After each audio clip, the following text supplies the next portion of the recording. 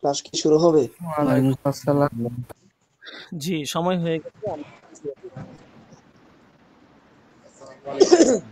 হুজুর একটু কথা ছিল আর কি, ক্লাস শুরু করার পূর্বে আর কি। জি, বলুন।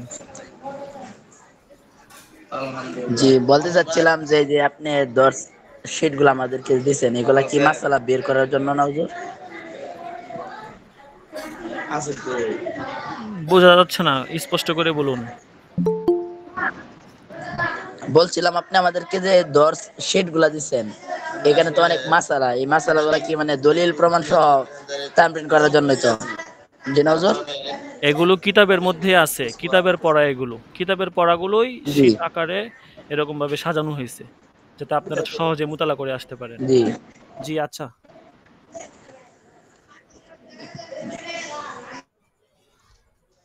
জি, আসসালামু আলাইকুম ওয়া রাহমাতুল্লাহি ওয়া বারাকাতুহু। ওয়ালাইকুম আসসালাম ওয়া রাহমাতুল্লাহ। নাহমাদুহু ওয়া নুসাল্লি ওয়া নুসাল্লিমু আলা রাসূলিহিল কারীম, আম্মা বা'দ। আজকের ক্লাস আমাদের কায়দা নং হচ্ছে 11 থেকে 22 পর্যন্ত আমরা পড়বো ইনশাআল্লাহ। তার পূর্বে আমি গত ক্লাসে আর অ্যাড হতে পারি নাই বিভিন্ন মোবাইলের কোনো একটা সমস্যার কারণে। তো আমাকে এক ভাই প্রশ্ন করেছিলেন যে প্রত্যেকটা কায়দার শেষে মিম, শিন এরকম কিছু ব্র্যাকেটের ভিতরে আর কি শব্দ দেওয়া আছে, এগুলো কিসের প্রতীক বা কিসের জন্য? তো দেখেন, আহ, যে জায়গায় শিন অর্থাৎ শিন নুন দেওয়া আছে, এটা হচ্ছে আমরা যে কায়দাটা পড়ছি, এই কায়দাটা আপনার কোন কিতাব থেকে নেওয়া হয়েছে। আমিনুল ইহসান মুজাদ্দিদি আল বারাকাতি রহিমাহুল্লাহ উনি অনেক আহ, কিতাব থেকে এই কয়েদগুলা তিনি একসাথে করছেন, একত্রিত করছেন। তো সেই চিহ্ন হিসেবে উনি উল্লেখ করছেন সংক্ষিপ্তভাবে, যেমন শিন থাকলে, শিন নুন থাকলে বুঝতে হবে আল আসবা ওয়ান নাজায়ের থেকে তিনি এই কায়দাটা নিয়েছেন। এরকম ভাবে প্রত্যেকটা আহ, চিহ্নের একটা করে কিতাবের নাম আছে, যে ওই কিতাব থেকে তিনি নিয়েছেন। মূলত বিষয়টা হচ্ছে এই আর কি, কোন কোন কিতাব থেকে কায়দাটুকু উনি নিয়েছেন, একত্রিত করেছেন, ওই কিতাবের নাম উল্লেখ করার জন্য সংক্ষেপে এই চিহ্নগুলি তিনি বুঝিয়েছেন। যাই হোক, 11 নম্বর কায়দার দিকে আমরা একটু যদি সুন্দর করে লক্ষ্য করি। ইদা ইজতামা আমরানি মিন জিনসিন ওয়াহিদিন ওয়া লাম ইয়াখতালিফ মাকসুদুহুমা দাখালা আহাদুহুমা ফিল গালিবান। যে যখন আপনার একই প্রজাতির দুইটা বিষয় একসাথে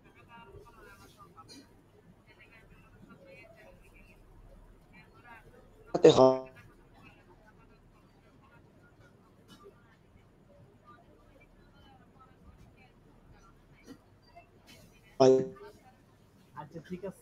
এবং এই একই দুইটা বিষয় যে একত্রিত হইলো, একসাথে হইলো, এই দুইটা বিষয়ের যদি উদ্দেশ্য এক হয়, একটি অপরটি, আমি একটু খোলা ভিতর, দুইটা বিষয় যদি একত্রিত হয় আর উদ্দেশ্য এক হয়, তাহলে উজু করবেন, উজু ভেঙে গেছে, আবার দেখা গেছে আপনাকে গোসলও করতে হবে, তখন আপনি উজু করবেন আবার পাশাপাশি গোসলও করবেন। তো গোসলের ফরজ আদায় করতে গেলে বা গোসলের ফরজ যখন আপনি আদায় করলেন বা গোসলের যে নিয়ম কানুন আপনি আদায় করে গোসল করলেন, তো অটোমেটিকলি কি হয় যে গোসলের ভিতরেই ওযুটা হয়ে যায়, অর্থাৎ গোসল এবং ওযু একসাথে হয়ে যায়। আবার দেখা গেছে আপনার কোন নারীর ওযু ভেঙে গেছে, আবার হায়েজও এসেছে, তাহলে এক্ষেত্রে উভয়টির জন্য একটা গোসলই যথেষ্ট হয়ে যাবে। কারণ দুটা বিষয় ওযু এবং গোসলের উভয়টির উদ্দেশ্য কিন্তু এক, কি? পবিত্রতা অর্জন করা। এই জন্য একবার গোসলের দ্বারাই দুটাই অর্জিত হয়ে যায়। বিষয়টা হচ্ছে এরকম। 12 নম্বর যে কায়দা,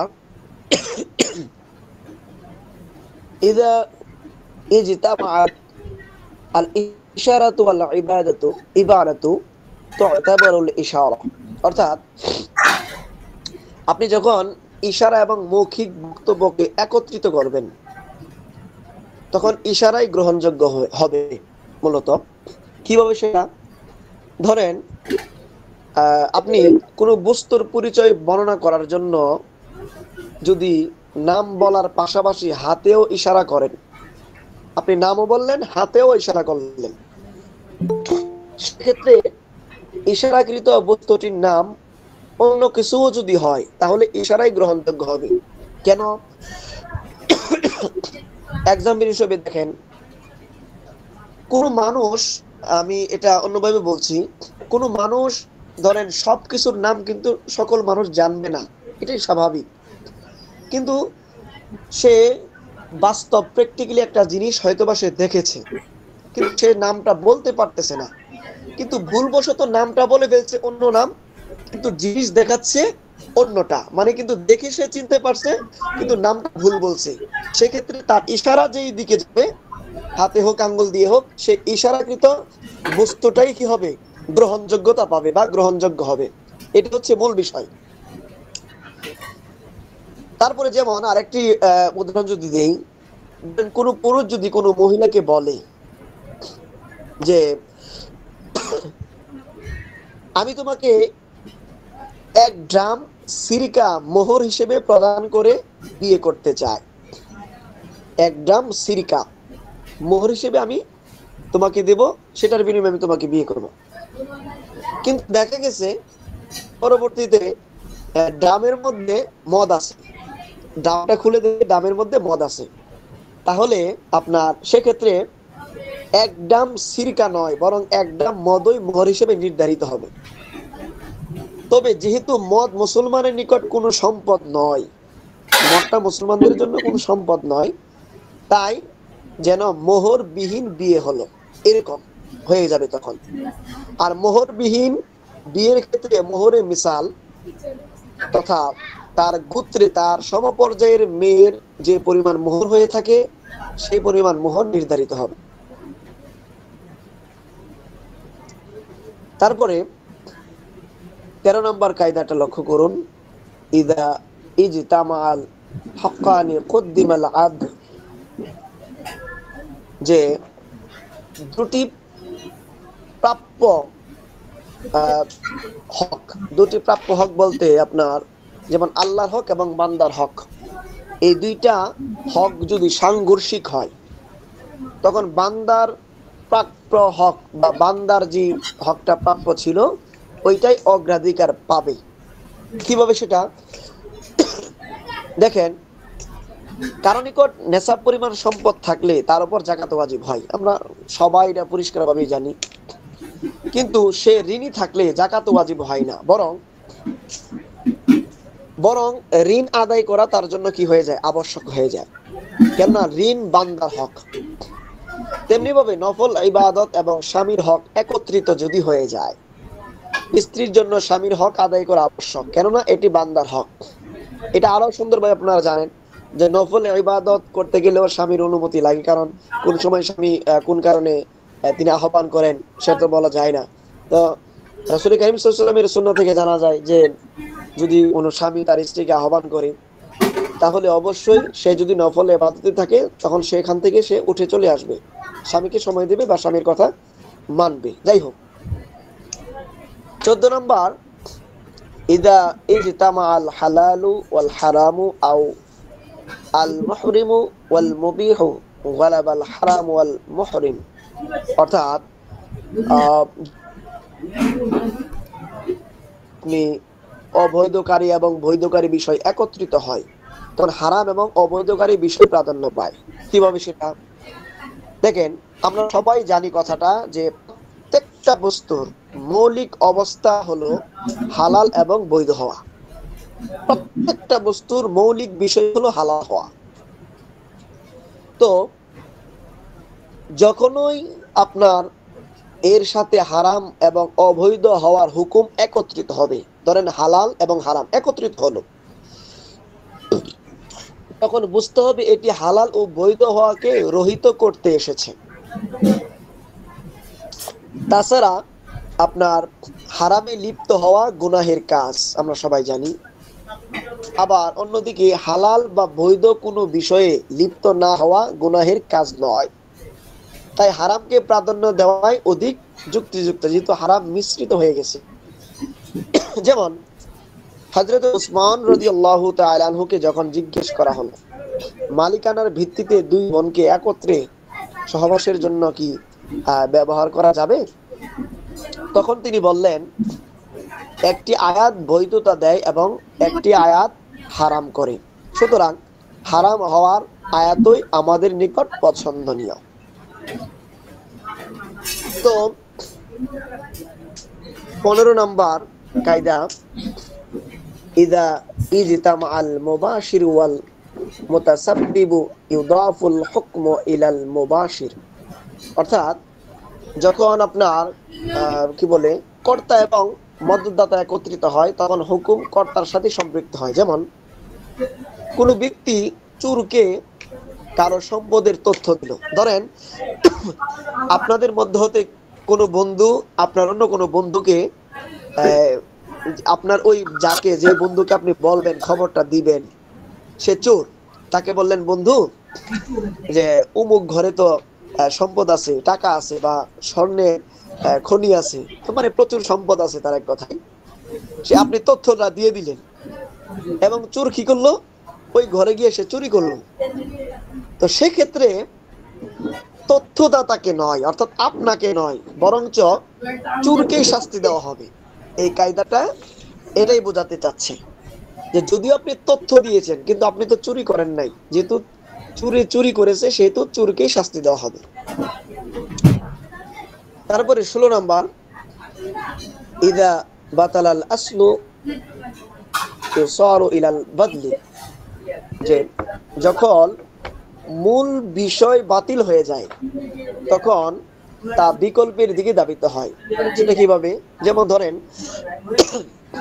ছিনতাইকারী যদি আপনার মূল বস্তু ফিরিয়ে দিতে অক্ষম হয়, কোনো মানুষ আপনার কাছ থেকে কোনো একটা ছিনতাই করে নিছে, যদি মূল বস্তু আপনাকে এই বিষয়টা মানে এই যে জিনিস চুরি করেছে সেই জিনিসটা ফিরিয়ে দিতে তার যদি অক্ষমতা থাকে, অক্ষম হয়, তাহলে ওই বস্তুর অনুরূপ মানে ওই বস্তুর মতো আরেকটি বস্তু অথবা সে কি করবে, সেই বস্তুর যে পরিমাণ মূল্য আসে, দাম আসে, সেই দাম আপনাকে ফিরিয়ে দিবে। এটি হচ্ছে মূল মাসআলা। তারপরে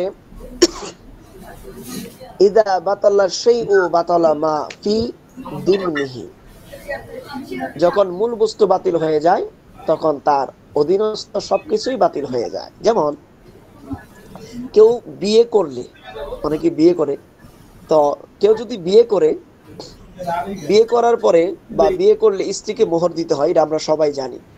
কিন্তু যদি কোনো কারণে ধরেন কোনো কারণে বিয়ে সহি না হয়ে থাকে তাহলে মোহর আবশ্যক হবে না, কারণ বিয়ে তো সহি হয় নাই। যদি বিয়ে সহি না হয় তাহলে মোহর আবশ্যক হয় কিভাবে? কারণ যে জায়গায় বিবাহই সহি হয় নাই সেই জায়গায় মোহরের কোনো প্রশ্নই আসবে না। 18 নম্বর কায়দা, ইদা তাআরাদাল মানিউ ওয়াল মুক্তাদি ইউকদ্দামুল মানি, যখন আপনার নিষেধাজ্ঞা এবং বৈধতা সাংঘর্ষিক হয়, নিষেধাজ্ঞা এবং বৈধতা সাংঘর্ষিক হয়ে যায়, তখন নিষেধাজ্ঞাই প্রাধান্য পেয়ে যাবে বা প্রাধান্য পায়। কিভাবে? যদি ধরেন আপনার নামাজের সময় চলে যাওয়ার উপক্রম হয়, ধরেন আপনি কোনো কারণে দেখলেন যে নামাজের সময়টা বোধহয় পাবো না, এটা চলে যাবে, উপক্রম হয়ে যাওয়ার, কিংবা উজুর পানির স্বল্পতা আছে, ধরেন উজুর পানি খুবই কম, এমন হয়, তাহলে সুন্নাত অনুযায়ী উজু করা নিষিদ্ধ হবে। কেন? আপনি দেখছেন পানি কম এখানে, এখন পরিপূর্ণভাবে একদম পরিপূর্ণ সুন্নাহ মোতাবেক যদি আপনি ওযু করতে যান তাহলে এই পানি দ্বারা আপনার কি ওযু পরিপূর্ণ হবে না। তো সেই ক্ষেত্রে কি হবে, আপনার সুন্নাহ অনুযায়ী ওযু করা আপনি করবেন না, মানে মোটামুটি চালিয়ে নেওয়ার মতো, যাতে আপনি পরিপূর্ণ অন্ততপক্ষে পবিত্রতা অর্জন করতে পারেন এরকম ভাবে আপনি ওযুটা করবেন, যাতে বেশি পানি না লাগে। কারণ পানি শেষ হয়ে গেলে তো আপনার ওযুই হবে না, কারণ বিভিন্ন অঙ্গ বাদ থাকতে পারে ধৌত করার জন্য, এই জন্য আর কি মূলত। তারপরে ইদা তাআরাদা মুফসিদাতানি রুইয়া আযমুহুমা দরারান বিইরতিকাবি আখাফিহিমা যখন আপনার দুটি ক্ষতি একত্রিত হয় তখন ছোটটিকে লিপ্ত হয়ে বড়টিকে প্রতিহিত করা হয়, অর্থাৎ ছোট গুণাটা করে বড় গুণাটা যাতে আপনার দূরীভূত হয়ে যায় মূলত। যেমন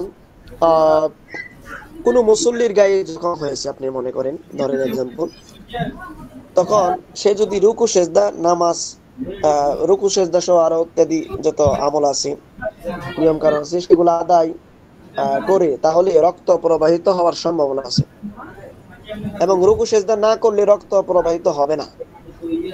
তাহলে এক্ষেত্রে সে রুকু সেজদা ছাড়া নামাজ আদায় করবে, কেননা এটি ওযুবিহীন নামাজ আদায় করা অপেক্ষা কম ক্ষতিকর। মানে বিপাকে পড়ে গেলে এরকমটা হয় আর কি মূলত। তো যাই হোক, তো এরকমটা আসলে প্র্যাকটিক্যালি বাস্তবে কতটুকু হচ্ছে, ওযুর তো শরীয়ত দিছে, ওযুর থাকলে বিভিন্ন পদ্ধতি আলেম ওলামাগণও বলে থাকেন বিভিন্ন কিতাব থেকে। তারপরে 20 নম্বর কায়দা, ইযা তাআযযারা ইমালুল কালামি ইহমালু। যখন কোনো কথাকে বাস্তবায়ন করা কঠিন হয়, ধরেন আপনার একটা কথাকে আপনি বাস্তবায়ন কোনোভাবেই পারতেছেন না, খুবই কঠিন হয়ে দাঁড়াইছে, তখন তাকে বাতিল গণ্য করা হবে। এটাকে আপনি বাতিল হিসেবে ধরবেন। কেন? যেমন কোনো কথাকে যখন আপনার বাস্তব রূপ দিতে পারবেন না, অথবা রূপক কোনো অর্থ এটাকে ব্যবহার করা যাচ্ছে না, তখন সেই কথাটি বাতিল বলে গণ্য হবে। যেমন কেউ তার স্ত্রীকে বলল যে কি এটি আমার মেয়ে,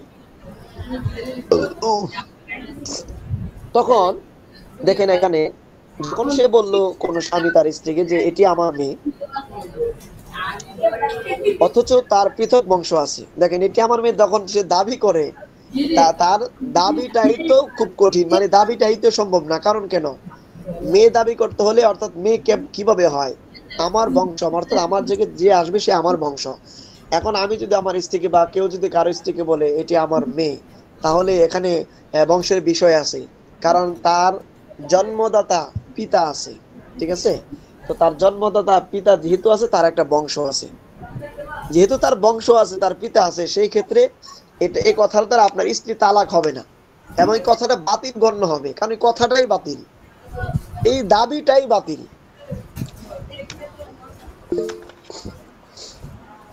তারপরে 21 নাম্বার যে কায়দাটা, একটু উপরে তুললে মনে হয় ভালো হয়।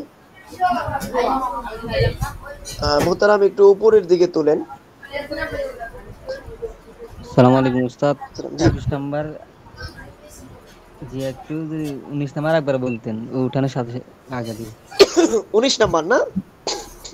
জি জি, দেখেন 19 নাম্বার বিষয়টা হচ্ছে, আমি উদাহরণটা বলি।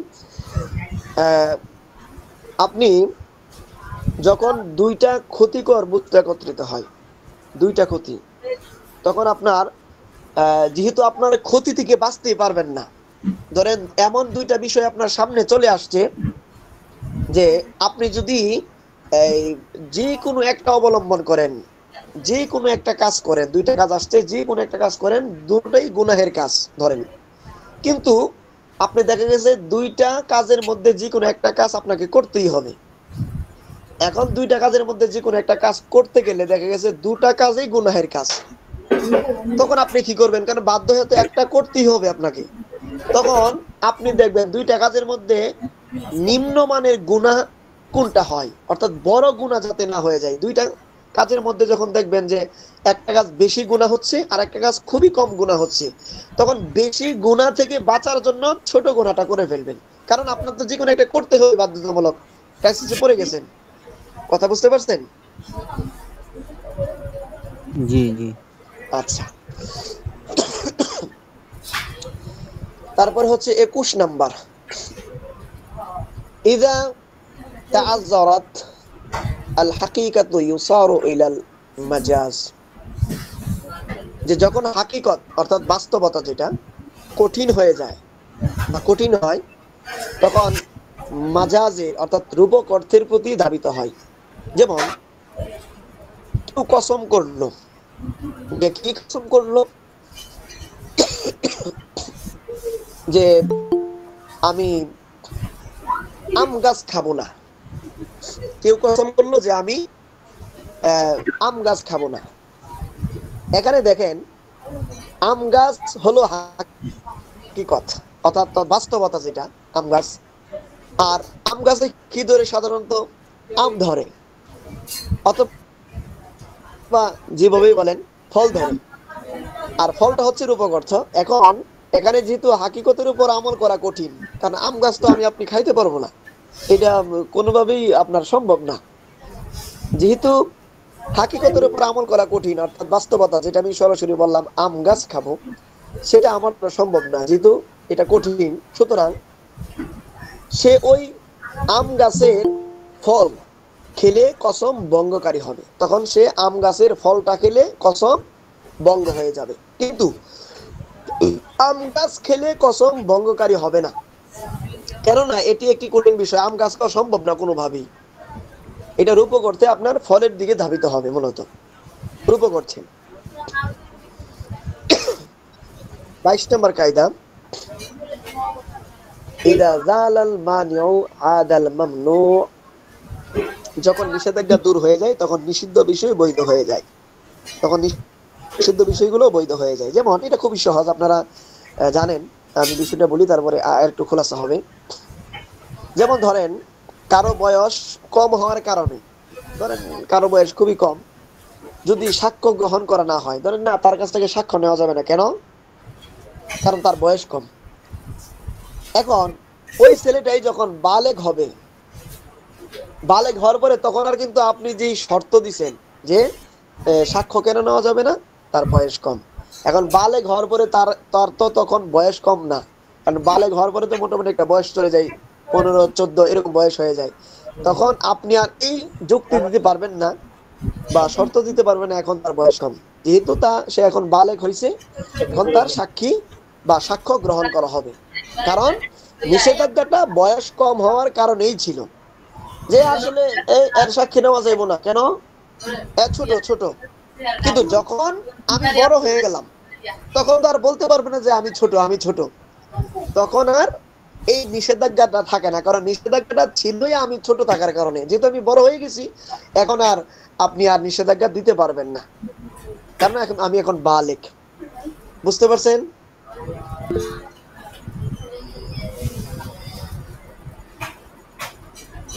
আমরা কি কোন কায়দা কি মানে বুঝি না, এরকম আছে যার এই কায়দাটা বুঝি না? 2 মিনিটে উস্তাদ, বলেন কিতাবটার নাম কি? কোন কিতাবটার নাম। এখন যেখান থেকে আমরা পড়তেছি। আপনি ক্লাসে জয়েন দিয়েছেন, কিতাবের নামটা জানবেন না? এটা আপনার দায়িত্ব ছিল না? অবশ্যই বলবো। আমরা পড়তেছি কওয়াইদুল ফিকহ। কিতাবে কি সিরিয়ালে এইভাবে দেওয়া আছে নাকি শীটগুলো আপনারা নিজে বানাইছেন, ওটা জিজ্ঞেস করতেছি। কোন সিরিয়ালটা? এই যে 21, 22, 10, 12, 11 এইভাবে। না, আপনার ক্লাস শিট যখন বানানো হয়, ক্লাস শিট যখন বানানো হয়, দেখেন প্রতিদিন আমরা কয়টা করে কায়দা পড়ব, এটার একটা আপনার শিট বানানো হয়, যে এতটা থেকে এতটা পর্যন্ত কায়দা প্রতিদিন আমরা পড়বো। এটা হচ্ছে একটা নিয়ম, রুলস। কারণ দেখা যাচ্ছে আজকে 5টা পড়লাম, পরের দিন 10টা পড়লাম, পরের দিন আমার 20টা পড়লাম, এরকমটা হইলে তো আপনার পড়ার ভ্যালুও থাকবে না বা মনোযোগটাও থাকবে না। প্রতিদিন নির্দিষ্ট পরিমাণ কায়দাগুলা আমরা পড়বো, সর্বনিম্ন 10টা করে প্রতিদিন আমরা কায়দা পড়বো। এই হিসেবে শীটটা তৈরি করা হয়েছে আর কি। শীট তো একটা নিয়ম, মানে একটা স্ট্রাকচার তৈরি করা আর কি, মূলত আমরা কিভাবে সামনে আগাবো। বুঝতে পারছেন? জি জি, উস্তাদ। একটা কথা। জি। এই যে মিম জিম জিম ব্র্যাকেটের ভিতরে যে এটার মানেটা বুঝি না। আচ্ছা আচ্ছা আচ্ছা, মাশাআল্লাহ। দেখেন আমি প্রথমেই বলেছিলাম, হয়তো আপনি প্রথম ছিলেন না। আপনি দেখেন একদম এই কি বলে এটাকে, আমরা কোন ব্র্যাকেটের মধ্যে মিম আছে, কোন ব্র্যাকেটের মধ্যে দেখবেন শিন, অর্থাৎ শিন নুন এরকম আছে। তো এই সাংকেতিক চিহ্ন বা ব্র্যাকেটের ভিতরে যে শব্দগুলো আছে, এগুলো হচ্ছে এই কিতাবের লেখক মুসান্নিফ তিনি বিভিন্ন কিতাব থেকে এই কায়দাগুলোকে একসাথে করে ওনার এই কাওয়াইদুল ফিক কিতাবের মধ্যে তিনি কি করছেন, কুট করছেন, লিপিবদ্ধ করছেন। তো উনি এই ব্র্যাকেটের ভিতরে যে চিহ্ন, এই চিহ্ন দ্বারা এটাই বোঝাইছেন যে চিহ্নের যে কায়দার পাশে যে চিহ্ন দেওয়া আছে ওই চিহ্নটার দ্বারা একটা কিতাবের নাম বোঝায়। অর্থাৎ ধরেন শিন নুন, একদম প্রথম কায়দার মধ্যে আছে ইন্নামাল আমালু বিন্নিয়াত, যে কি শিন নুন। তো শিন নুন দ্বারা মুসান্নিফ রাহিমাহুল্লাহ বুঝাইতে চাইছেন যে আল আশবা ওয়ান নাজাইর, ওই কিতাব থেকে এই কায়দাটা উনি নিয়ে এই কিতাবের মধ্যে উনি কুট করছেন, এটাই বুঝাইছেন উনি মূলত। ঠিক আছে। তারপরে আপনার কি বলে এটাকে সিন ইয়া র, এই চিহ্নটা দ্বারা উনি বুঝাইছেন যে উনি যেই কায়দার পাশে এই চিহ্নটা দিচ্ছেন, এটা দিয়ে উনি এটাই বুঝাইছেন যে আমি এই কায়দাটা সংগ্রহ করেছি বা কুট করেছি শরহু সিয়ারিল কাবির, এই কিতাব থেকে। এরকম ভাবে প্রত্যেকটা কিতাবের তিনি ইঙ্গিত দিয়ে গেছেন, সংক্ষিপ্ত পরিচয় দিয়ে গেছেন। বুঝতে পারছেন? মানে যেই যে কিতাব থেকে কায়দা আনছেন ওই কিতাবের নাম তিনি উল্লেখ করছেন সংক্ষিপ্ত ভাবে। উস্তাদ ফোন নাম্বারটা একটু বুঝে দিন আবার। জি জি অবশ্যই অবশ্যই।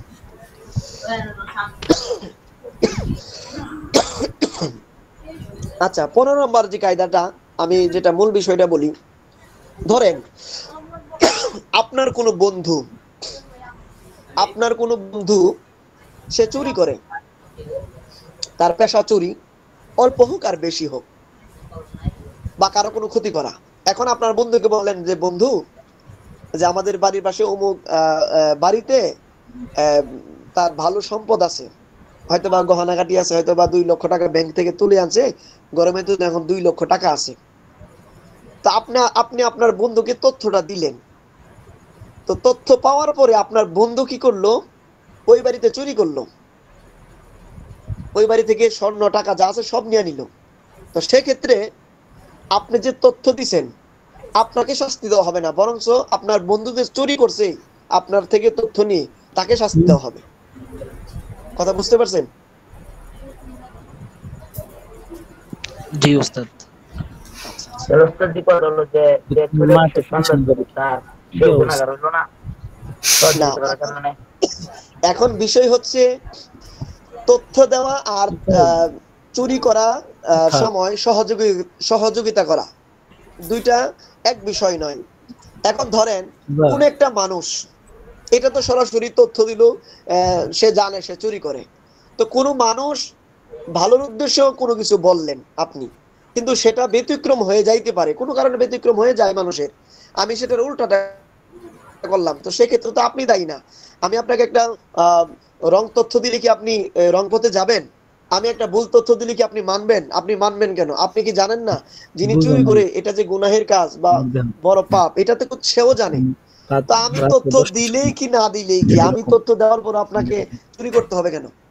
আমি তো তথ্য দিছি, আমি তো বলি নাই যে তুমি চুরি করো, আমি তো এই হুকুম দিই নাই যে তুমি চুরি করো আমি আসি বা তোমাকে সহযোগিতা করব, জাস্ট তথ্য দেওয়া, এটা বললে তো কোনো সমস্যা না। জি ইনশাআল্লাহ সবাই ভালো থাকবেন, দোয়া চাই সবার কাছে। আপনাদের উস্তাদ অবশ্যই আপনাদেরকে নক করবেন। এখন আজকের মতো আসলে বিদায় নিতে হচ্ছে, আমার অন্য সাইডে ক্লাস আছে, তো ইনশাআল্লাহ বেঁচে থাকলে দেখা হবে। জি শুক্রিয়া, জাযাকুমুল্লাহ। আচ্ছা, তো আমাদের তো কাওয়াইদুল ফিকা আজকে এই পর্যন্তই। তো আমরা সংক্ষেপে একটু হাজিরাটা নিয়ে নেই। যারা আছেন ইনশাল্লাহ একটু দ্রুত হাজিরা দিবেন, আমাদের হাতে সময় কম।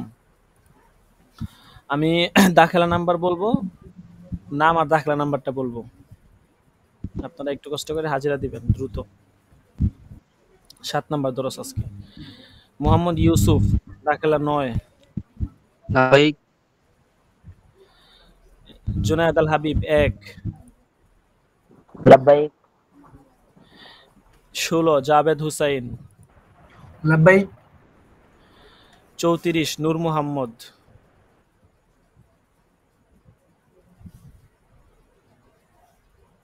নূর মোহাম্মদ নাই। আচ্ছা, 27 মাহফুজ সওদাগর। লাব্বাইক 26 আল মামুন। লাব্বাইক আচ্ছা, এখানে একটু বলে রাখি, আপাতত মানে এই দাখিলা নাম্বারটা উলটপালট হওয়ার কারণ হচ্ছে যে এক একজনের ভর্তি এক এক মানে এখানে যে যেভাবে ভর্তি হয়েছে ওই সিরিয়াল অনুযায়ী আপাতত আর কি নাম্বারটা দেওয়া হয়েছে আর কি। তো কয়েকদিন পরে ইনশাল্লাহ আপনার দাখিলা নাম্বার যার আগে আছে তার হাজিরাটা আগে হবে, যার পরে আছে তারটা পরে হবে ইনশাল্লাহ। এটা কয়েকদিন পরে করা হবে। তো আপাতত আর কি সিস্টেমে ডাকা হচ্ছে। আচ্ছা, তারপরে 23 মাহফুজ বিন কাসেম। লাব্বাইক এখন কি আবার আসে?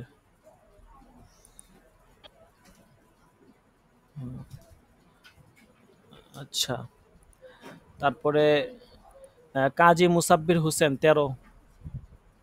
লাব্বাইক 32 হেদায়েতুল্লাহ। লাব্বাইক 20 সাইদুল ইসলাম। ভুল হয়েছে। সাইদুল ইসলাম 20। লাব্বাইক 28 মনিরুজ্জামান। মনিরুজ্জামান 28 নেই। 14 আরমান হোসেন। আরমান হোসেন 14 নেই। আচ্ছা, তারপরে 38 রায়হান মাহমুদ। 38 রায়হান মাহমুদ নাই। 47 কাউসার আহমদ। 47 কাউসার আহমদ নাই। লাব্বাইক দিছেন, বুঝা যায় না কেন। 37 আল আমিন। লাব্বাইক দুইজন দেয় কেন? আল আমিন 37 দাখিলা তো একজনই। 33 মিজানুর রহমান। 33 মিজানুর রহমান। 22 জাহিদুল ইসলাম। লাব্বাইক 39 সুহাইল আহমদ।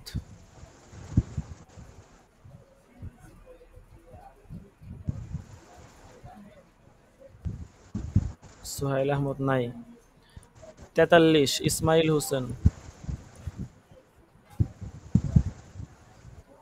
ইসমাইল নাই। 15 আব্দুল আহাদ।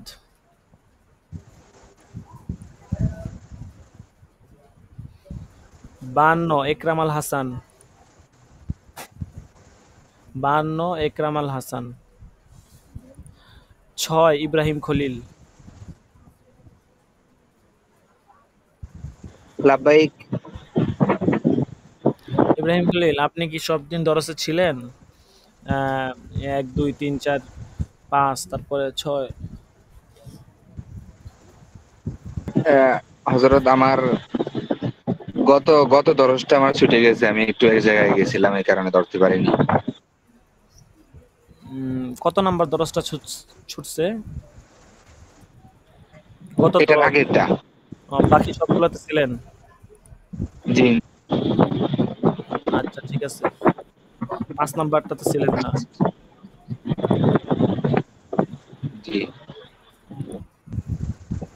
2টাতে ছিলেন না মনে হয়। আচ্ছা, তারপরে হচ্ছে জি হইতে রাকিব। পারে। হ্যাঁ, রাকিবুল ইসলাম 3 দাখিলা আছেন। লাব্বাইক লাব্বাইক আচ্ছা, মাশাআল্লাহ।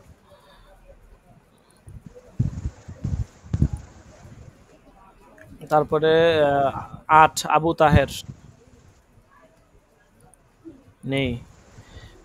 53 এমদাদুল ইসলাম। এমদাদুল আমির হোসেন। লাব্বাইক আমির হোসেন। আমির হোসেন।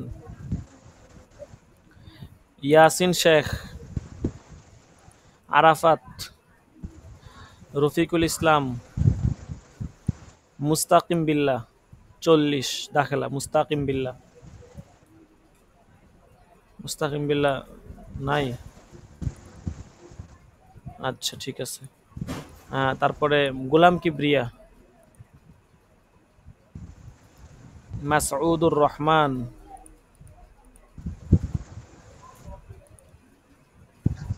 নাই। এই জায়গায় ভাই একটা পাওয়া যায় না তোমার এগুলো হইতেছে মসজিদে লাগানো হয়েছে, মসজিদে দেওয়া যায়। আচ্ছা, যদি কেউ এরকম এই থাকেন যে টাইলসগুলা হাজিরা আমি দিতে কথা পারেন নাই বলতেছিলাম তো বা বলতেছিল হাজিরা যে পড়ছে কিনা, টাইলস লাগালে মিউট করে রাখেন। কিন্তু ওটার ভয় থাকে না, কে কথা ভয় বলতেছে? থাকে না, মিউট করে রাখেন। রং বেশি পড়ে না, একটু প্লাস্টার পয়সাই ফেলতেছি। আচ্ছা দাঁড়ান, একটু মিউট করে দিয়ে থাকে। তো কম দামে টাইলস কাজী মুসাব্বির হোসেন। ওই 8 বা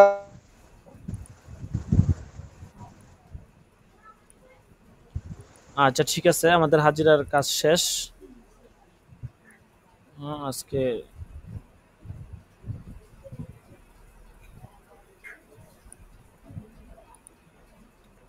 যদি কেউ থাকেন হাজিরা দিতে পারে না তাহলে বলতে পারেন এখনই।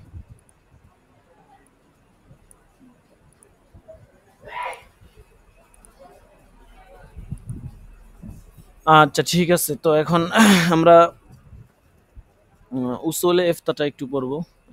সরি, বহুস ফি কাযায়াটা। তো আমি স্ক্রিনটা শেয়ার করি, আপনারা এখন থেকে ধরেন।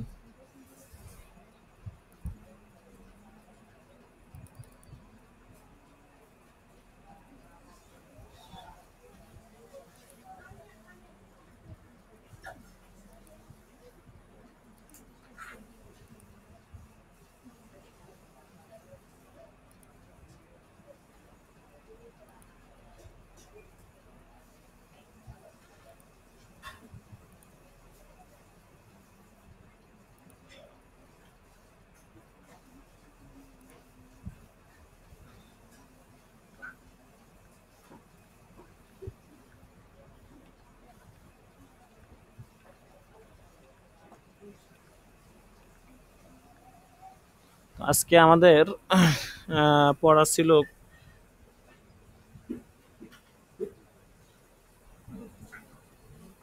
কোথা থেকে, একটু মনোযোগ দিয়ে দরসে থাকি, দরসগুলো ধরি। আম্মা জিমানুত তাজদিদ, এখান থেকে আর রহনে সায়ের আগ পর্যন্ত।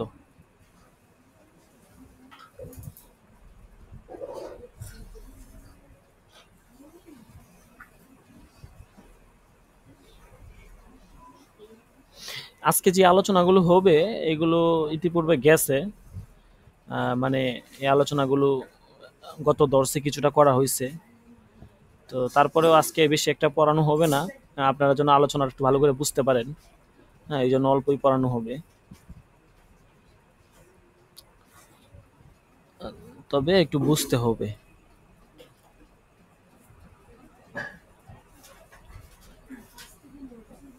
এটা পৃষ্ঠা 24।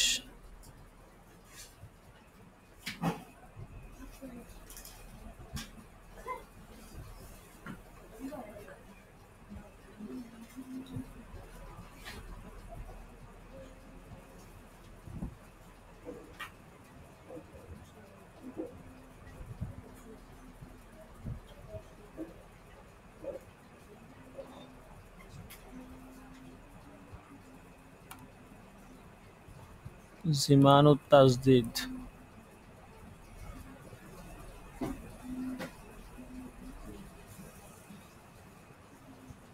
এটা একটু কত পৃষ্ঠা? এটা তো এখানেই রহনে সায়েল।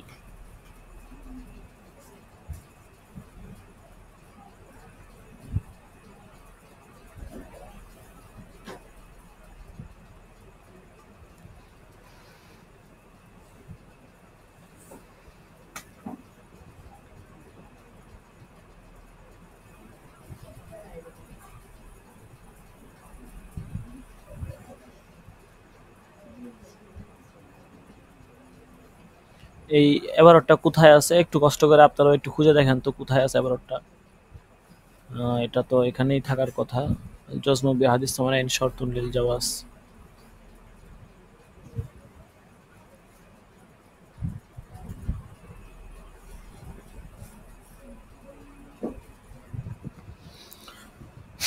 আচ্ছা, আমার ফোনে যেটা আছে এখান থেকে আগে একটু দেখে নেই।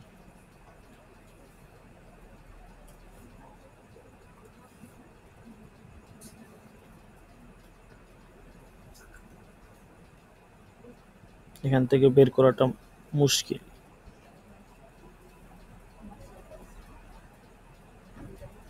হুম, 15 নম্বর পৃষ্ঠাতে আছে, দেখেন।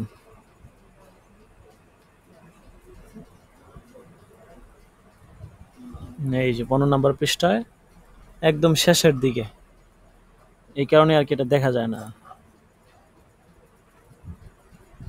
ও, কিতাবের হচ্ছে, আচ্ছা বুঝলাম না তো এখানে। আহ,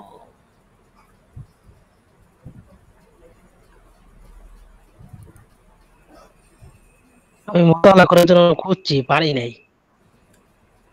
পারেন নাই কেন? এটা তো আমাদের এখানে যে কিতাবটা আছে, আমার এখানে আল বাহসুল আউয়াল আহকামুল বাই বিত তাকসিদ 15 নম্বর পৃষ্ঠার নিচের দিকে আছে সালিসান তাওসিকুদ দাইন ওয়া আনওয়াউহু। এখন এখানে কি এবারটা নাই নাকি, এটা আমি বুঝতেছি না। আমি তো এখান থেকে লিখছি, মানে আমার ফোনে যে পিডিএফটা আছে এখান থেকে আমি এটা লিখছি আর কি। এটা কি পৃষ্ঠা কি সমস্যা আছে নাকি, এটা তো আমি বুঝতেছি না। তাওসিকুদ দাইন ওয়া আনওয়াউহু, তাওসিকুদ দাইন ওয়া আনওয়াউহু।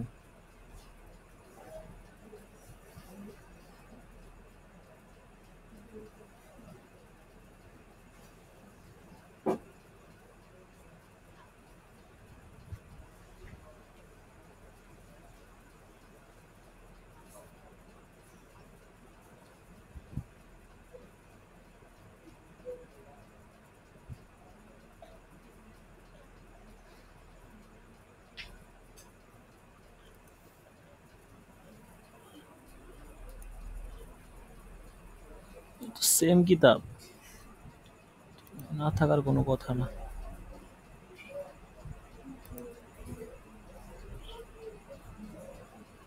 আচ্ছা, তাহলে কি ছিল শব্দটা? আর রাহনু তাওসিকুদ দাইন ওয়া আনওয়াহু, একদম নিচের দিকে দেখেন। মানে এটা আসলে একটু নিচের দিকে চলে গেছে তো, এই দেখেন একদম নিচের দিকে দেখছেন। আম্মা জিমানুত তাজদিদ ফায়ুমকিনু বিতরিকির রাহনি আও বিকাফালাতিন মিনাত তরফিস সালিসি, একদম নিচের দিকে চলে যাওয়ার কারণে দেখা গেছে আপনার এই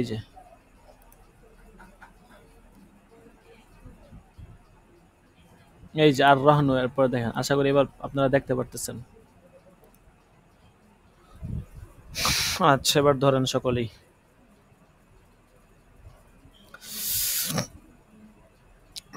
তো যেটা বলতেছিলাম, তো আমাদের এখানে আপনার পড়া ছিল যে কিস্তি সম্পর্কে আলোচনা চলতেছিল। তো এই আমরা আজকের যে ক্লাসগুলো, এটা গত পর্বে কিছুটা আমরা বলে রাখছিলাম। তো যদি কারো আলোচনা বুঝতে অসুবিধা হয় বা সমস্যা হয় তাহলে বলবেন। কোথাও বুঝতে অসুবিধা হলে বা সমস্যা হলে বা যদি না বুঝেন, এগুলো সমসাময়িক বিষয়, তো যদি দেখা গেছে আপনি না বুঝেন তাহলে এটা আপনার জন্য বিপদের কারণ হবে আর কি। পরবর্তী দেখা গেছে কোনো প্রশ্ন কেউ করলে আপনি উত্তর দিতে পারবেন না। আরো অনেক গুরুত্বপূর্ণ আলোচনা সামনে আছে। তো এখান থেকে এই সালিসান তাওসিকুদ দাইনি ওয়া আনওয়াহু, এখান থেকে মূলত আপনার হচ্ছে একটা নতুন একটা আলোচনা শুরু করতেছে। সেটা হচ্ছে যে ঋণের গ্যারান্টি, তাওসিকুদ দাইন, দাইন মানে ঋণ, তাওসিক মানে গ্যারান্টি। ঋণের গ্যারান্টি এবং তার প্রকারভেদ, অর্থাৎ ঋণের গ্যারান্টিটা কিভাবে হবে এবং এই ঋণের প্রকারভেদগুলো কি কি, হ্যাঁ, মানে কোন সিস্টেমে গ্যারান্টিগুলো হতে পারে এবং এটার বিভিন্ন পদ্ধতিগুলো কি কি আর কি। কোন পদ্ধতিতে যে ক্রেতা আছে, সে যে ঋণী হয়েছে, বিক্রেতা তার থেকে গ্যারান্টি নিতে পারে কোন কোন পদ্ধতিতে, এই বিষয়গুলো নিয়ে এখানে আলোচনা করবে। তো বলতেছে যে যেহেতু বাকিতে বেচা কিনা এটা হচ্ছে আপনার চুক্তি সম্পাদন হওয়ার সঙ্গে সঙ্গে বিক্রিত পণ্যের যে মূল্য আছে সেটা ক্রেতার দায়িত্বে আপনার দায়ী হিসাবে থেকে যায় আর কি। এই জন্য বিক্রেতা সে হচ্ছে ইয়াজুজুল বাই, বায়ের জন্য জায়েজ আছে আইয়ু তালিবাহু বিতাওসিক লিহাজের দাইন, এই দাইনের জন্য সে একটা তাওসিক ওয়াসিকা প্রতিশ্রুতিপত্র বা চুক্তিনামা সে কি করবে, খুঁজবে। আও বিজিমানের তাসদিদ,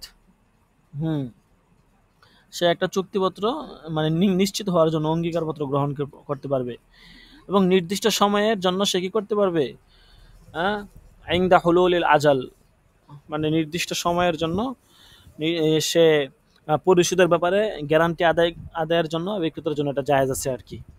ঠিক আছে, মানে যেমান হতে পারবে আর কি নির্দিষ্ট সময়ের জন্য। আচ্ছা, এখন দেখা গেছে এটা কয়েকটা পদ্ধতি বলবে। 1 নাম্বার হচ্ছে বন্ধকের মাধ্যমে গ্যারান্টি নেওয়া। 2 নাম্বার হচ্ছে মূল্য আদায়ের জন্য বিক্রিত পণ্য হস্তান্তর না করা। এরপরে আরো কয়েকটা বলবে। 3 নাম্বার রহনে সাইল। তো আমাদের পর আজকে রহনে সাইলের আগ পর্যন্তই। এরপরে আরো একটা পদ্ধতি আছে, সেটা হচ্ছে আপনার তৃতীয় পক্ষের জামানত এবং গ্যারান্টি। এটা হচ্ছে 4 নাম্বার পদ্ধতি। তো আজকে আমরা দুইটাই পড়বো একটু বিস্তারিত আলোচনা করে। তো প্রথমত হচ্ছে আপনারা একটু আলোচনাটা মনোযোগ দিয়ে শুনেন, তারপরে ইনশাল্লাহ আমাকে যারা একটু ভালো বুঝতে পারছেন আমাকে শোনায় দিবেন। আচ্ছা, প্রথম হচ্ছে ঋণের মাধ্যমে গ্যারান্টি। এখন বলতেছে দেখেন কি, যে আম্মা জিমানুত তাসদিদি ফায়ুমকিনু বিতরিকির রাহনি আও বিকাফালাতিন মিনাত তরফিস সালিসি। বলতেছে এখানে দুইটা সূরত হইতে পারে। একটা হচ্ছে যে বন্ধক বা রেহানের পদ্ধতিতে সে কি করবে, আপনার গ্যারান্টিটা সে দিবে, অথবা তৃতীয় পক্ষের জামিন হওয়ার মাধ্যমে সে গ্যারান্টি দিবে ক্রেতা। দুইটা সূরত, একটা হচ্ছে সরাসরি কোনো বস্তু রেহান রাখবে, আর একটা হচ্ছে কোনো ব্যক্তি তার পক্ষ থেকে জামিন হবে। বলতেছে ফি সূরাতিল উলা বিরহনিল মুশতারি শাইআম মিন মুমতালিকাতিহিল লাদাল বাঈই ওয়া ইয়াহিক্কু লিল বাঈ আন ইউমসিকাহু কাজিমানিন লিতাসদীদি দুনা আন ইয়ানতাফিআ বিহি ফি সূরাতিন মিনাস সুওয়ার লিআন্নাল ইনতিফা বিল মারহুনি শুবাতুম মিনাশ শুআবির রিবা। আচ্ছা, তো এখানে বলতেছে যে প্রথম সূরাতে যে মূল্য আদায়ের জন্য বিক্রিত পণ্য সে এটা কি করা, আপনার যে মুশতারি আছে, মুশতারি কোনো কিছু তার যেই মামলুকাত অর্থাৎ তার মালিকানাধীন যে বস্তু আছে সেখান থেকে সে কোনো একটা জিনিস সে বায়ার কাছে রেখে দিবে, এবং বায়ের এই অধিকার আছে আইয়ুম সিকাহু, সে সেটা কি করবে, আটকে রাখবে, কাজিমান লিতাসদিদ, যাতে করে সে কি করতে পারে, আপনার গ্যারান্টির যেমন নিতে পারে আর কি। ঠিক আছে, দুনা ইয়ান্তাফিয়া বিহি, তবে এর মাধ্যমে সে উপকৃত হতে পারবে না। আপনি 1 লাখ টাকা দিয়ে একটা ফ্রিজ কিনছেন, হ্যাঁ, এখন তার কাছে আপনি 1 ভরি স্বর্ণ রাখছেন, যে ভাই এই যে স্বর্ণটা নেন, এটা গ্যারান্টি দিলাম, এখন আপনাকে আমি যে কিস্তি দিয়ে দিব, কিস্তি যদি দিতে না পারি বা কোনো সমস্যা হয় তখন আপনি স্বর্ণ বিক্রি করে আপনার টাকা আপনি নিয়ে নিয়েন। এখন এই যে তার যে স্বর্ণটা, এটার মাধ্যমে কিন্তু সে এখন উপকৃত হতে পারবে না, যেহেতু এটা রেহানি বস্তু। তো রেহানি বস্তুর মাধ্যমে, বন্ধকি জিনিসের মাধ্যমে এটা উপকৃত হওয়া যায় না, ভোগ করা যায় না। এ হচ্ছে বিষয় আর কি। কারণ হচ্ছে ইনতেফা বিল মারহুন, অর্থাৎ মারহুন দ্বারা শাইএ মারহুনের মাধ্যমে উপকৃত হওয়া, এটা মিন শুআবির রিবা, রিবার একটা অংশ আর কি, রিবার প্রকারভেদ। এই জন্য শাইএ মারহুনের মাধ্যমে উপকৃত হওয়া যায় না। আচ্ছা, তো এই কথাগুলি এখানে বলছে যে শাইএ মারহুনের মাধ্যমে, খোলাসা কথা এটাই যে যেহেতু শাইহে মারহুনের মাধ্যমে আপনার উপকৃত হওয়া যায় না, এই জন্য এটা তার জন্য জায়েজ নেই। ওয়ালাকিন ইয়াবকা শাইউল মারহুনু বিয়াদিল বাঈ, তবে শাইএ মারহুনটা বায়ের কাছে থাকতে পারে। উপকৃত হওয়া যায় না ঠিক আছে, তবে শাইএ মারহুনটা এটা বিক্রেতা তার নিকট রেখে দিবে।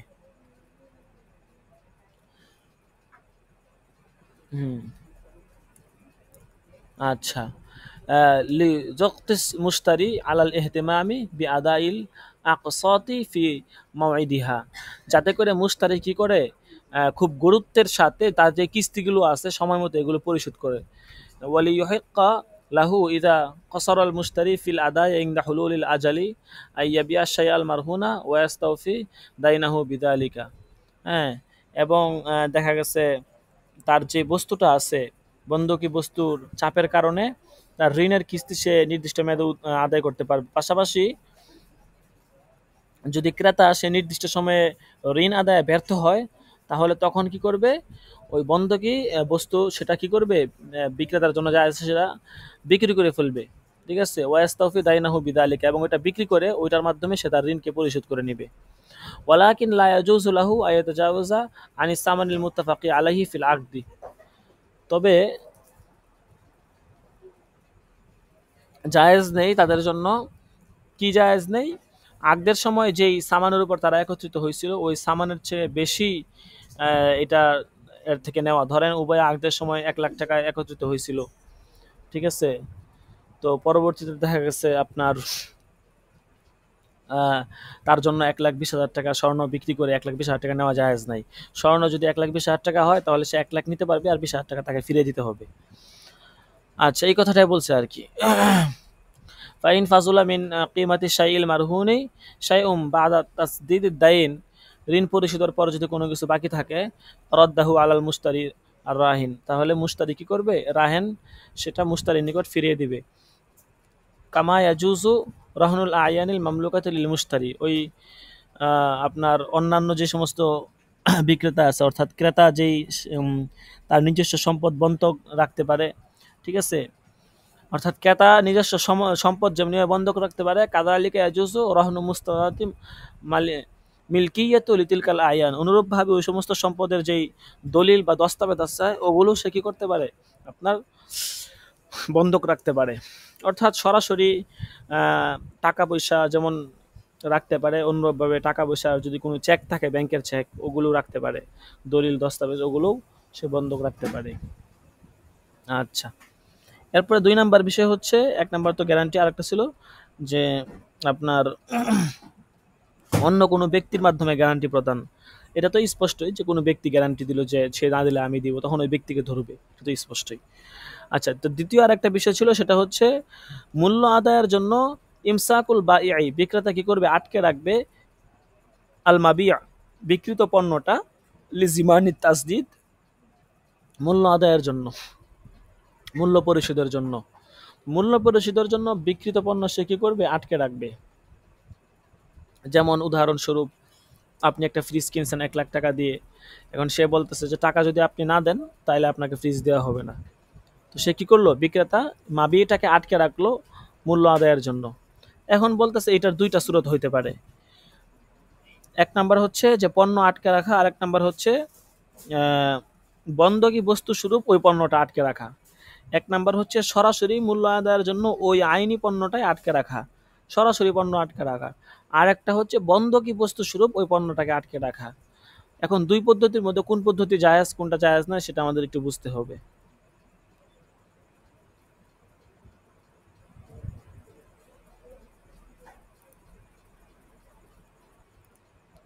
দেখেন এখানে কি লিখছে, ওয়াকাদ ইতলাত আলা সূরাতিন মিনাল মুআমালাতিল মুআসিরাতিল জারিয়াতি বাইনান নাসি ওয়া হিয়া আন্নাল বাই'a ফিল বাই'il মুআজ্জালি ইউমসিকুল মাবি'a ইনদাহু ইলা আইয়াতিম্মা তাসদিদাত মিন কিবালিল মুশতারি আও ইলা আইয়াতিম্মা তাসদিদা বাযিল আকসাতি ওয়া ইন্না ইমসাকাল মাবি'i বিয়াদিল বাই ফি হাযিহি সূরাতি ইউমকিনু আন ইয়াতাসাওয়ারা বিতরিকাইনি। الأول أن يكون على أساس حبس المبيع لاستيفاء الثمن، الثاني أن يكون بطريق الرهن।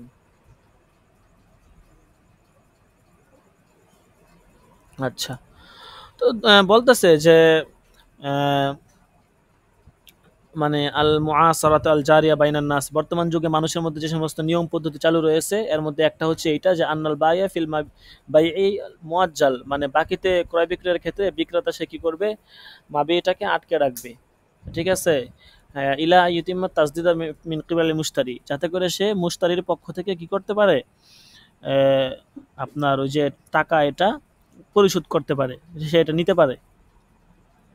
অর্থাৎ যতক্ষণ পর্যন্ত না সে তার কিস্তিগুলো, কত কিস্তি পরিশোধ না করে, হ্যাঁ, অথবা পরিপূর্ণ টাকা পরিশোধ না করে, ততক্ষণ পর্যন্ত সেই মাবিটাকে তার নিকট আটকে রাখবে। এটা একটা বর্তমানের প্রচলন আর কি। বলতেছে যে এই যে মাবি আটকে রাখা, এটা বিয়াদিল বাই, বায়ের হাতে যে মাবিটা আটকে রাখা, ফি হাযিহি সূরতি, এই সমস্ত সূরতে, ইয়ুমকিনু আন ইয়াতাসাওয়ারা বিতরিকাইন, এটা 2টা পদ্ধতিতে সম্ভব হতে পারে। অর্থাৎ মাবিটাকে আটকে রাখা এটা 2টা সূরত হতে পারে। আপনি কিস্তির মাধ্যমে একটা জিনিস ক্রয় বিক্রয় করতেছেন, এখন টাকা যেহেতু সে বিলম্বে দিবে এই জন্য আপনি এটা আটকে রাখবেন। বলতেছে এই আটকে রাখার 2টা পদ্ধতি হতে পারে। 1 নাম্বার হচ্ছে আল আউয়াল আইয়াকুন আলা আসাসি হাফসিল মাবি লি ইস্তিফাই সামান, মাবিটা যেটা আছে এটা আটকে রাখার ভিত্তি হবে কিটা? ভিত্তি হবে লিস্তিফা ইস্তামান, মূল্য পরিশোধ করা। অর্থাৎ মূল্য যখন পরিশোধ করা হবে তখন আপনি মাবি দিয়ে দিবেন, মানে বিক্রেতা মাবি দিয়ে দিবে, পণ্যটা দিয়ে দিবে, এই একটা বিষয়। আরেকটা হচ্ছে আইয়াকুনা বিতরিক রেহনি, রেহেনের পদ্ধতিতে সেটা হবে। এখন আমরা এখানে দেখবো যে দুই পদ্ধতির মধ্যে পার্থক্যটা কি এবং কোনটা জায়েজ কোনটা জায়েজ নাই। বলতেছে ওয়াল ফারকু বাইনা সূরাতাইন, এই দুই সূরতের মধ্যে পার্থক্য হচ্ছে أن المبيع المحبوس عند البائع مضمون عليه بالثمن لا بالقيمة، فلو هلك المبيع وهو محبوس عنده ينفسخ البيع ولا يكون مضمونا عليه بقيمة السوقية. أما في الرهن لو هلك عند البائع بغير تعد منه لا ينفسخ البيع بل يضمنه المرتهن بالأقل من قيمته ومن الدين عند الحنفية، وإذا هلك بتعد منه يضمنه المرتهن بقيمة السوقية لا بالثمن. আচ্ছা, এখানে যেই কথাটা বললো আর কি, সোজা কথা, এবারও তো একদম সহজ, যে মাবি যেটা আছে আল মাহবুস ইনদাল বায়য়া, যে মাবিটা বায়ের নিকটে রয়ে গেছে বা আটকে আছে আর কি, বলতে সেটা মাজমুন হবে বিসামান লা বিল কিমা। এটা হচ্ছে আপনার মাজমুন বিসামান, অর্থাৎ বিক্রয় মূল্যের উপর দায়বদ্ধ হবে আর কি, মাজমুন বিল কিমা হবে না, অর্থাৎ বাজার দরের উপর দায়বদ্ধ থাকবে না। ঠিক আছে, তো এরকম যদি হয় তখন বলতেছে ইয়ানফাসিকুল বাইটা কি হয়ে যাবে, অর্থাৎ প্রথম পদ্ধতি যেটা আর কি, মূল্য আদায়ের জন্য বিক্রিত পণ্য ক্রেতা যদি নিজের কাছে আটকে রাখে, তাকে না দেয়, বিক্রেতা যদি ক্রেতাকে না দেয়, তাহলে ওই অবস্থায় যদি ওই পণ্যটা নষ্ট হয়ে যায় বা ধ্বংস হয়ে যায়, তখন ওটা মাজবুন বিস সামান, অর্থাৎ বিক্রয় মূল্যের উপর দায়বদ্ধ থাকবে। এটা মাজমুন বিল কিমা হবে না, অর্থাৎ তারা আগদের সময় যেই মূল্যের উপর তারা চুক্তি করছে ওই মূল্যের উপর ওটা দায়বদ্ধ থাকবে, অর্থাৎ নষ্ট হয়ে গেলে ওই মূল্য দেওয়া লাগবে। মাজবুন বিল কিমা হবে না, অর্থাৎ বাজার দরের উপর দায়বদ্ধ থাকবে না। এখন বলতে যে বিক্রিত পণ্য এটা যদি নষ্ট হয়ে যায় বা চুক্তি যদি বাতিল হয়ে যায়, তাহলে বিক্রেতাকে ক্ষতিপূরণ দিতে হবে না। ঠিক আছে, বিক্রেতাকে কোনো ক্ষতিপূরণ দেওয়া লাগবে না। কারণ হচ্ছে যে এখানে আপনার যেই দেখেন কি বলছে, যে লাউহালাকা ইংদাল বাই বিগয়রি তাআদ্দিন, ওটা তো একটা মানে ইয়া হিসাবে আর কি, তাআদ্দি ছাড়া যদি হয় আর কি, অর্থাৎ তার সীমালঙ্ঘন ছাড়া যদি নষ্ট হয়ে যায়, তাহলে সেই ক্ষেত্রে আপনার, আচ্ছা দেখেন এখানে লিখছে যে ফালাউ হালাক, আগের সূরত, প্রথম সূরত, ফালাউ হালাকাল মাবিউ, মাবিটা যদি হালাক হয়ে যায়, ওহুয়া মাহবুসুন ইনদাহু, বিক্রেতার নিকট থাকা অবস্থায়, বলতেছে ইয়ানফাসিখুল বাইউ, সেক্ষেত্রে বাইটা আপনার চুক্তি বাতিল হয়ে যাবে আর কি, এবং বিক্রেতাকে ক্ষতিপূরণ দেওয়া লাগবে না। বিক্রেতাকে কোনো ক্ষতিপূরণ দেওয়া লাগবে না, কারণ হচ্ছে এটা তো তার নিকটেই ছিল, এটা এখন এটা তার কোনো ধরনের ক্ষতিপূরণ, তার জিনিস নষ্ট হয়েছে, সে ক্ষতিপূরণ দিব কি জন্য? কারণ ক্ষতিপূরণ মুস্তারিরও ক্ষতিপূরণ ক্ষতিপূরণ নিবে না, কারণ সে তো এটা এখন কিনেই নাই, টাকায় দেয় নাই, এই জন্য সে কোনো ক্ষতিপূরণ নিবেও না তার কাছ থেকে, আর বিক্রেতা কোনো ক্ষতিপূরণ দিবে না। ঠিক আছে, আর দ্বিতীয় পদ্ধতি যেটা, সেটা হচ্ছে বিক্রিত পণ্য বন্ধক হিসাবে যদি রাখা হয়, তাহলে বিক্রেতার যদি অবহেলা ছাড়া নষ্ট হয়ে যায়, সেক্ষেত্রে বাইটা ফসক হবে না। সেক্ষেত্রে মুরতাহিন যে আছে, অর্থাৎ ক্রেতা বরং কি করবে, ক্ষতিপূরণ দিবে, অর্থাৎ ক্রেতার জিনিসটাই নষ্ট হয়েছে বলে ধরা হবে। ঠিক আছে, এবং তাকে ক্রেতার দায়িত্ব, মানে দায়িত্বে যেটা মূল্য ছিল আর কি, ওই মূল্য প্রদানটা রহিত হবে না, তাকে এই মূল্যটা দিতে হবে, যেহেতু তার জিনিস নষ্ট হয়ে গেছে কিন্তু বিক্রেতার জিনিস তো নষ্ট হয় নাই, এই জন্য ক্রেতাকে এটার মূল্য পরিশোধ করতে হবে। আর যদি মনে করেন বিক্রেতার অবহেলা কারণে নষ্ট হয়ে যায়, তাহলে বিক্রেতাকে বাজার দর অনুসারে ক্ষতিপূরণ দিতে হবে। অর্থাৎ ওইটা হচ্ছে আপনার দ্বিতীয় সূরতটা হচ্ছে এই বন্ধকি বস্তুর যে হুকুম, ওই হুকুমই হবে আর কি। আর প্রথম সূরতটা সেটা তো সম্পূর্ণ আপনার বিক্রেতার মালিকানার দিনে থাকবে। ঠিক আছে, তো এই জন্য ওখানে বিক্রেতার কোনো ক্ষতিপূরণ দেওয়া লাগবে না। এখন বলতেছে কোন সূরত কোন ক্ষেত্রে বৈধ বা কোন সূরত কোন ক্ষেত্রে প্রয়োগ হবে। বলতেছে ফাআম্মাত তরিকুল আউয়ালু ওয়া হুয়া হাবসুল বাইইল আল মাবিয়া লিইস্তিফাই সামান, যে প্রথম সূরত হচ্ছে যেটা, যে বিক্রেতা মাবিটাকে আটকে রাখবে যেন সে ক্রেতা মূল্য পরিশোধ করে। বলতেছে ফাইন্নাহু, এটা লা ইয়াজুজু ফিল বাইই বিত তাকসিদ, বাইই বিত তাকসিদের মধ্যে জায়েজ নাই, অর্থাৎ কিস্তির বেচা কেনা এই সুরতটা জায়েজই নাই। কারণ হচ্ছে কিস্তির বেচা কেনা মানেই হচ্ছে বাকিতে ক্রয় বিক্রয় করা। এখন নগদের জন্য সে যদি জিনিসটাকে আটকেই রাখে তাহলে তো বাকিতে ক্রয় বিক্রয়টা সংগঠিতই হলো না। সংগঠিত যদি না হয় তাহলে এটা বাইবিত তাকসিদ হয় কেমনে? তো এই জন্য বলতেছে এটা বাইবিত তাকসিদে জায়েজ নাই। কারণ বাইবিত তাকসিদ হচ্ছে বায়ু মুআজ্জালিন, লিআন্নাল বাইআ বিত তাকসিদি বায়ুন মুআজ্জালিন। বাইবিত তাকসিদ হচ্ছে বাকিতে ক্রয় বিক্রয়। এখন আপনি বিক্রেতা যদি বলে যে আপনি যদি নগদ 1 লাখ টাকা না দেন তাহলে আমি আপনাকে ফ্রিজ দিব না, তাহলে এটা আবার বাইবিত তাকসিদ হয় কেমনে? কারণ বাইবিত তাকসিদ মানেই হচ্ছে বাকিতে ক্রয় বিক্রয়। তো এই জন্য প্রথম যে সুরতটা ওই সুরতের মধ্যে ওইটা শুধু নগদ ক্রয় বিক্রয়ের ক্ষেত্রে প্রযোজ্য হবে। আর নগদ ক্রয় বিক্রয়ের ক্ষেত্রে প্রযোজ্য হলে যদি বিক্রিত পণ্য এটা আটক থাকা অবস্থায়, হ্যাঁ, যদি আপনার ওই আপনার কাছে যদি থাকে বিক্রেতার নিকট থাকা অবস্থায় যদি নষ্ট হয়ে যায়, ঠিক আছে, আটক থাকা অবস্থা বা ধ্বংস হয়ে যায়, সেক্ষেত্রে বিক্রয় চুক্তি বাতিল হয়ে যাবে এবং বিক্রেতাকে ক্ষতিপূরণ দেওয়া লাগবে না। কারণ এটা হচ্ছে ওই মানে যে মুস্তারি আছে তার পণ্য ধরা হবে আর কি, যেহেতু সে নগদ টাকা দিয়ে দিছে। এটা আরো সহজে উদাহরণ দিই। মনে করেন আপনি দোকানে গেছেন, যাওয়ার পরে 20,000 টাকা দিয়ে আপনি একটা কম্পিউটার কিনছেন দোকান থেকে। এখন এটা হচ্ছে আপনি বিক্রেতা কি বলছে যে ভাই নগদ টাকা না দিলে আপনাকে আমি কম্পিউটার দিব না। তো আপনি নগদ টাকা দিয়েছেন, আপনি কম্পিউটার নিছেন, নেওয়ার পরে আপনার হাত থেকে বা কোনোভাবে আপনার কাছে থাকা অবস্থায় কম্পিউটার নষ্ট হয়ে গেছে। এখন এটার ক্ষতিপূরণ কি বিক্রেতা দিবে? কি জন্য দিবে? সে আপনার কাছ থেকে টাকা নিছে, আপনাকে আপনার পণ্য বুঝাই দিছে। এখন এটা নষ্ট হয়ে গেলে এটা তো বিক্রেতা দেখবে না। এই কথাটাই বলছে আর কি, যে বিক্রেতার ক্ষতিপূরণ দেওয়া লাগবে না। ঠিক আছে?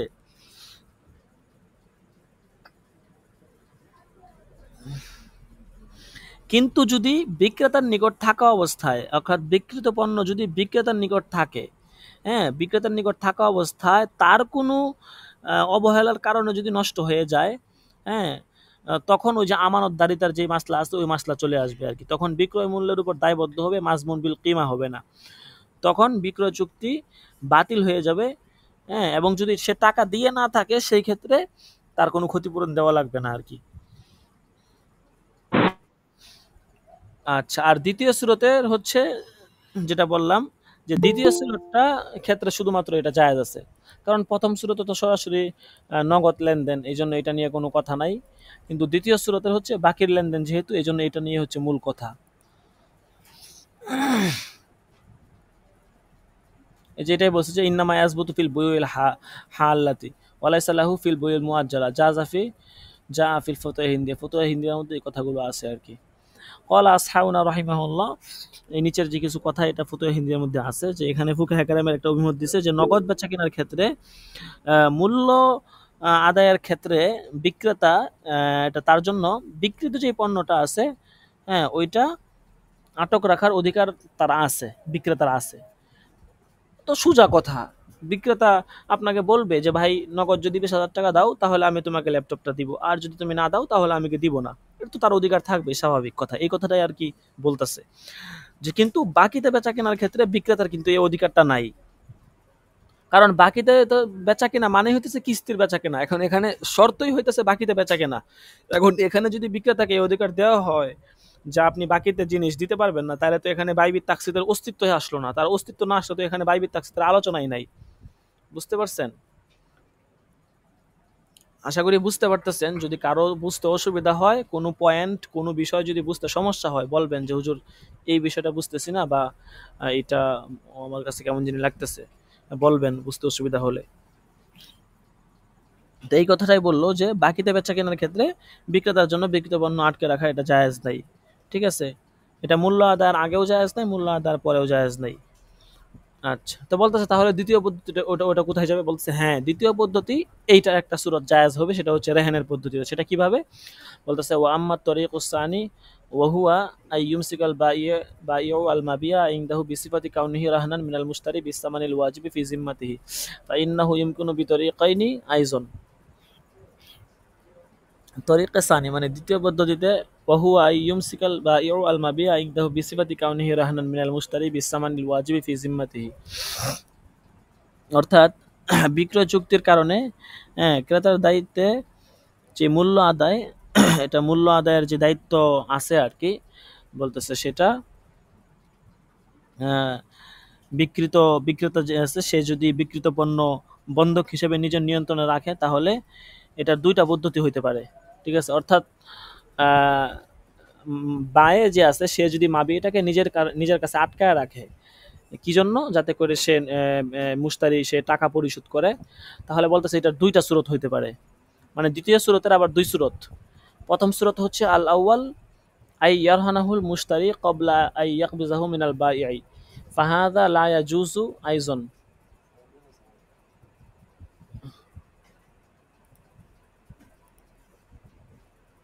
কি হয়েছে আমারে? কি আজীব অবস্থা এই ক্লাসের মাঝখানে। মুজিব সাহেব সবাইরে নাকি বাকি হুজুররা অফিসে?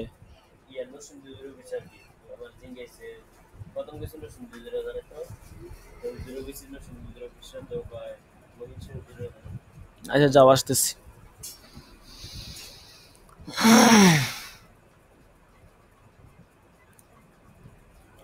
আচ্ছা আপনারা একটু কষ্ট করে হ্যাঁ লাইনে থাকেন, আমাকে একটু ইমার্জেন্সি,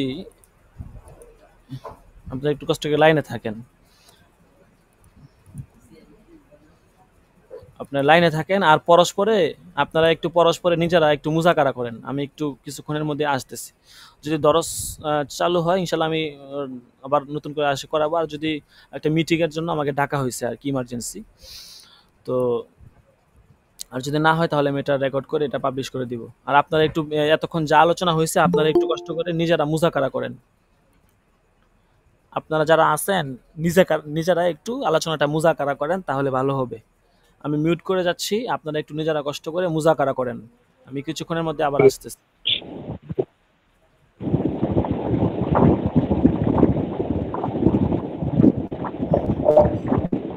আসসালামু আলাইকুম।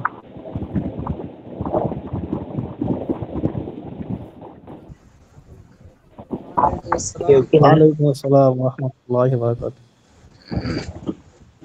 জি ওস্তাদ, যে আমাদেরকে সুযোগ দিয়ে গেছেন, আমরা একটু পরস্পর আলোচনা করি। কি বলেন সবাই? জি ভাই বলেন তো। ভাই কিতাবের নামটা কি? কিতাব নামই জানি না। নাম বললে গাইছে আর কিতাবের নাম তো দেরি নাই, খালি কিতাবের মাঝখানে ধরতেছি। ওবো তো লেখা আহকাম লইয়া বিতাকসিদ। কিতাব কি কিতাব এটা? মুসিফিল কাজায়া।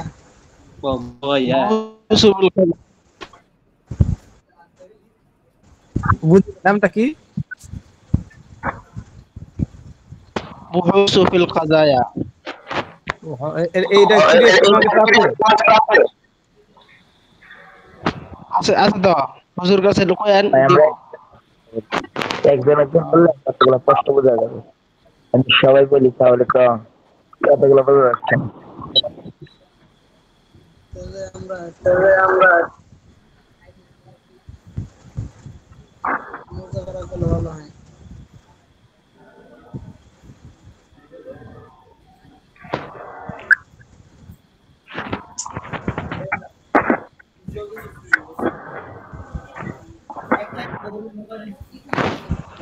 আগে এখন শিক্ষা যায়।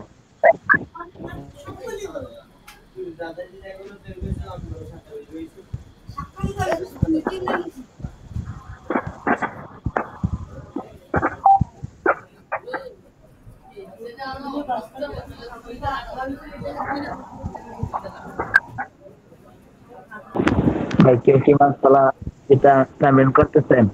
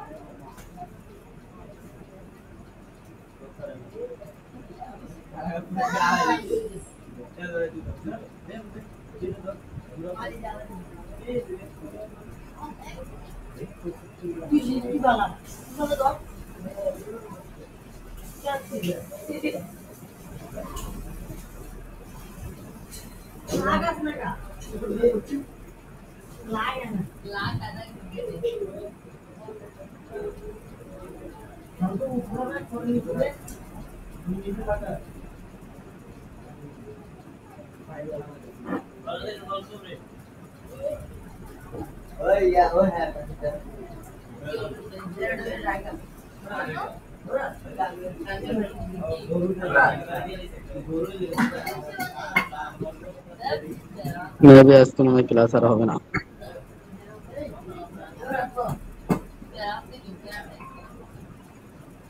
যদি ক্লাস শুরু হয় দয়া করে কেউ একজন মেসেঞ্জারে মেসেজ দিয়েন, ইনশাল্লাহ আবার জয়েন হবো।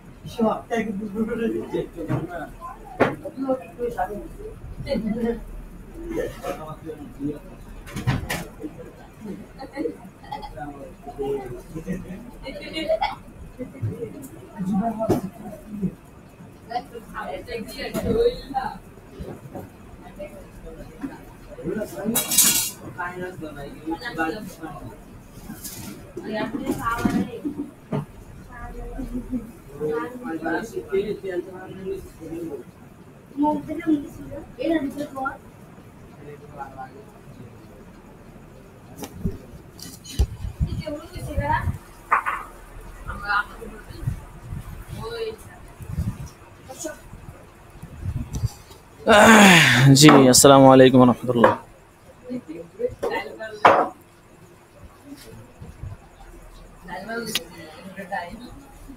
আচ্ছা, আপনারা তাকরার শেষ করে নিজেরাই চলে গেছেন? ওয়ালাইকুম আসসালাম ওয়া রাহমাতুল্লাহি ওয়া বারাকাতুহু।